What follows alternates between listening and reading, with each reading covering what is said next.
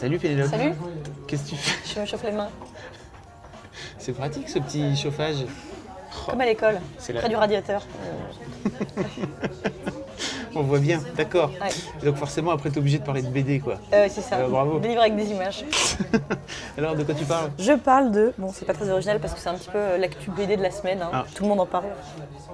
Ah oui, Gatsby. Bah oui, Mm. bah oui, quand même, Ah. c'est trop bien, c'est vraiment trop bien.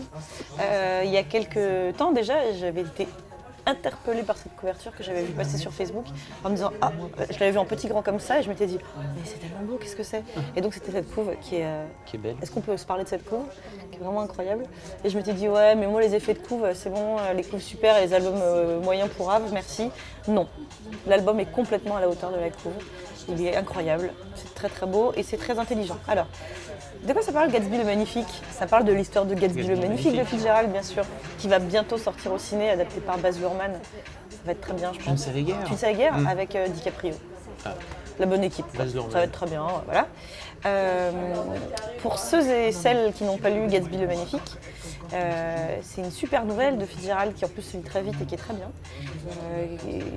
qui raconte, je ne vais pas vous dire quoi puisque je vais vous raconter ce que raconte la BD, mais en gros c'est la même histoire sauf que c'est adapté aujourd'hui. Et donc au lieu que ça raconte des histoires entre la bourgeoisie dorée un peu folle du début du siècle à New York, comme dans les histoires de Fitzgerald, où c'est toujours la jeunesse dorée qui s'ennuie à New York en 1910, là ça se passe dans ce qui serait l'équivalent aujourd'hui, c'est-à-dire Shanghai, avec les nouvelles fortunes de Shanghai et tout ça. Mais sinon, c'est vraiment très bien réussi cette adaptation, justement, ça ne fait pas tirer par les cheveux, comme peuvent être parfois certains trucs qu'on met à l'époque d'aujourd'hui, et où tu sens qu'en fait c'est une histoire qui date d'une autre époque et qui a été un peu forcée dans l'époque contemporaine, où tu dis oui mais ça n'existerait plus, tu vois. Bah, là si, ça marche très bien. Et donc l'histoire c'est un jeune homme, notre héros, qui n'est pas très intéressant en soi, qui se retrouve, qui lui est architecte et qui qui va voir sa cousine, qui est mariée avec un très riche mec un peu con, qui parle mal à sa femme, qui est très arriviste, très m'as-tu vu, et qui est mariée avec cette femme qui est donc la cousine du héros, qui est une espèce de petit oiseau délicat, qui parle toujours très doucement comme ça, qui reste rêveuse en regardant par la fenêtre pendant des heures, où tu dis mais leur mariage est quand même bizarre. Et en fait,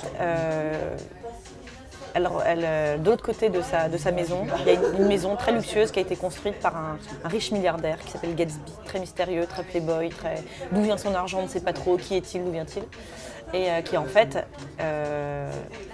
fait des fêtes extraordinaires où tout le monde vient. C'est les fêtes où il faut absolument être vu, où en fait personne ne sait trop chez qui on est, personne ne connaît le mec, mais c'est des fêtes complètement dingues, c'est vraiment the place to be chez Gatsby. Et en fait, lui et cette fille avaient une histoire il y a des années et il va tout faire pour essayer de se remettre avec, etc. Jusqu'à la folie, jusqu'à des trucs complètement dingues. Et il se sert du cousin, un peu niais comme ça, pour recréer du lien avec cette nana. Bon, l'histoire, elle est assez classique en fait. Mais c'est fait avec vachement de subtilité parce que c'est beaucoup de silence. Et puis les personnages sont hyper... assez secret quoi. Il n'y a pas beaucoup de sous-titres dans cette histoire donc on a du mal au début à comprendre comment fonctionnent les gens et puis plus ça va, plus on se rend compte qu'ils sont pas du tout comme on avait compris au début. C'est difficile à raconter en fait. Mais c'est super. Mais surtout, bon, on va pas se mentir, hein, le vrai truc de cette BD c'est le dessin. La maboulerie totale. Donc en fait c'est comme si c'était une BD qui avait été dessinée par Hopper en fait. Je sais pas si c'est de la vraie peinture ou pas. Mais les ambiances de lumière et les décors de Shanghai, voilà. Donc ça va surtout être une chronique où je vais te demander de prendre des milliards de photos de toutes les images et on va pas du tout voir ma tête dans cette chronique je pense et on va mettre juste toutes les images de cette BD les unes après les autres et à la fin vous pleurerez du sang et vous voudrez acheter ce livre immédiatement parce que c'est trop beau. Et Benjamin Bachelier, qui est le garçon qui dessine ça, il a beaucoup trop de talent, voilà. Non mais c'est fou. Il avait fait un premier bouquin chez Bayou qui s'appelait Dimitri Vogrov qui était hyper bien déjà et déjà très bien dessiné. Il a fait les autres gens aussi. Il était dans les autres gens. Et puis alors ça, l'apothéose, le feu d'artifice de dessin quoi. Voilà. Trop belle histoire, trop beau dessin. On est très contents. Voilà. On est vraiment très contents. Une BD Voilà. à lire donc. Ah ouais, vraiment, vraiment à lire et puis surtout à regarder. Je pense qu'une fois tu le lis pour le lire, tu fais ah, c'était vraiment très bien cette histoire. Et après tu recommences et pendant 5 heures tu vas regarder les dessins et dire c'est trop trop beau. C'est vraiment trop beau.